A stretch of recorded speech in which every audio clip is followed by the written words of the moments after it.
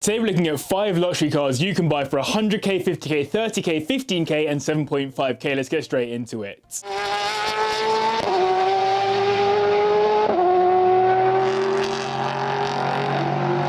We're kicking off with a super rogue luxury car for our 100k price range, the Lexus LM, effectively an ultra luxury minivan. This MPV has 2 generations, the first being pretty exclusive to the Southeast Asian market, and having been in both generations on my trip to Thailand this year, I can tell you firsthand they are incredibly luxurious and unique as an experience. We're interested in the 2nd generation for this video though, given the 1st gen wasn't available in the UK. I mean, the 1st gen wasn't even available in Japan, where the car is from. There were some murmurings when the car began production that it wouldn't be a car that Europeans would want, and it probably really rivals the Mercedes V-Class more than anything else, though it's significantly more expensive than the Mercedes when new, like £40,000 more expensive. They come with a relatively small powertrain for such a large car, a 2.5 litre inline-4 with 2 electric motors, making 246 brake horsepower total, taking it to 60 in 8.8 seconds, but this car really isn't about how it drives. You get a 7-seater model which is luxurious, but the 4-seater option is a whole different level of luxury. It gets 2 massive armchairs that are heated, cooled, massaging, and can recline almost completely if you fancy catching some Z's in the back. There's also a glass partition between the driver and passengers in the rear, which can be raised, lowered, or frosted with the click of a button. That button, along with many others that can control your comfort, is on the 2 tablets built into the armrests. Sitting in the back of one of these is like being in business class on a plane, which aligns with Lexus' history of designing their luxury car seats after British Airways business class seats. Out on the 48-inch ultra-wide screen that you can take meetings on, and the fridge below it, plus the blinds and twin sunroofs, and you have a seriously cool luxury office on wheels. Only problem being you need a driver for one of these. They start at around £85,000 now, and 100 grand will basically get you a brand new 2025 one that's been discounted at the dealerships. Now we have our 50k car, the Maybach 57, or even the 62 if you can find one, as either spec is incredibly rare and tough to find. It was a class leader not in the luxury car class, but in the ultra luxury car class, with features you'd only get on something built for the wealthiest executives of the early 2000s. It was a return to existence for the Maybach brand too, that hadn't been seen for quite some time before Mercedes rescued it and attached its finery to the W140 S-Class generation. Just think about that for a moment. Mercedes took their most luxurious flagship luxury car, then made it a whole lot more luxurious and threw a Maybach badge on it. Crazy stuff. They got a 5.5 litre twin turbocharged V12 engine, making 542 brake horsepower, taking them to 60 in 5 seconds, so a bit more like what you'd expect of a luxury car than the Lexus LM's pace. Add on the fact that these now start at around £40,000, with 10k more than that getting you a 2004 model with 50,000 miles on the clock, and you'll start to see why these are seriously good value for money, especially when you realise they have lost over £400,000 when you adjust for inflation, unlucky to any original owners who kept them. The interior is of supreme quality, and it got cool features like a fridge, folding tables, a full entertainment system that was state of the art at the time, electric curtains, business class style reclining seats in long wheelbase models that are also heated and cooled,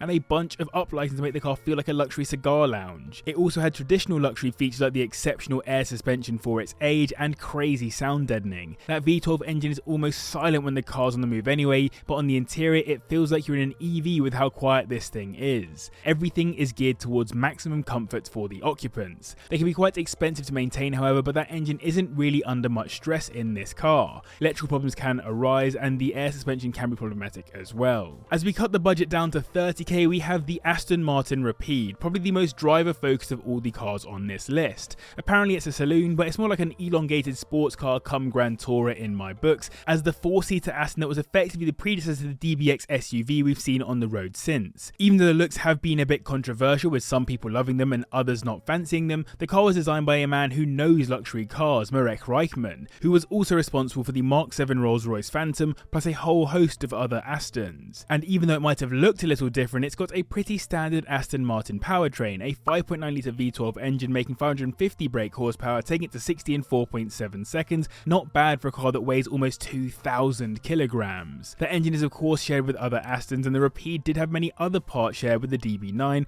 well as a standard Aston platform seen on most cars from the brand in the period. Yet even despite those shared parts, it's a very different car to your average Aston, though it is worth mentioning it wasn't the first of its kind, as there had previously been the Aston Martin Lagonda Rapide 4-door back in 1961, and there were coach builders that would also modify Virages into four-door saloons back in the mid-1990s, so there is a little bit of history to the larger Aston that seats a few more people. That being said, it's probably the least luxurious car on the list for people in the rear, as it's just a little bit more cramped, especially from the taller side. Yes, it got cool features like an entertainment package for the rear, but if you can't get comfortable, it can't be too luxurious. These are listed anywhere from around £27,500, and 30k will get you a 2011 model that's done around 50,000 miles. Repair costs can be crazy expensive too, but reliability has generally been pretty good on them. If you're enjoying this video, do hit the like button and subscribe as well if you're new. I'm trying to get to 150,000 subscribers. I'd love for you to be involved. And in the comments down below, let me know what the best luxury car is right now on the market.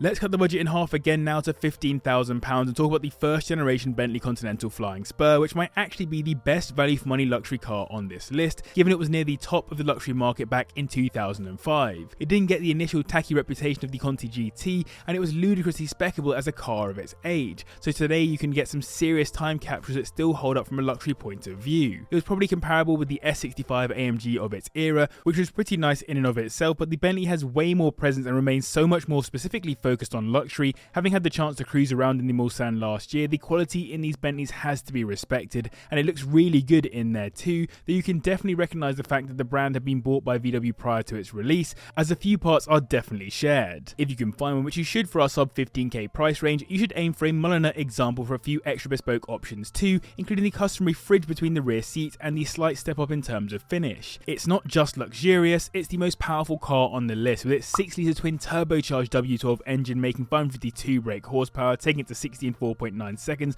not quite as quick as a Rapide, but not bad for the age. They start at around 9 grand, and £15,000 you get a 2006 example that's done around 65,000 miles. That's actually mental for a car that's £115,000 brand new, not even adjusted for inflation back in 2005. The engine is known to be very reliable, though also quite expensive to sort if something does go wrong. That many cylinders that can be difficult to access can easily make this thing tough to work on. Specialists do broadly seem to revoke the internet claims that the car's unreliable though, especially if it's driven, as it's the undriven ones that seem to cause the most problems. As we cut the budget in half for the final time to £7,500, we have the Audi S8, which is a full-size luxury car with a twist. It got the S treatment. Not quite on a level with Audi RS products, but still plenty of performance for a car that weighs in at almost 2,000 kilograms. Let's start with the engine, a 5.2 litre V10 block that makes 443 brake horsepower, taking it to 60 in 4.9 seconds, and it will only manage around 20 miles per gallon. The engine is similar to, but not the same as, the one you'll find in its contemporary Lamborghini Gallardo, and if you're slightly less worried about performance, but still want a big wafty engine, you could always go for the A8's W12 instead,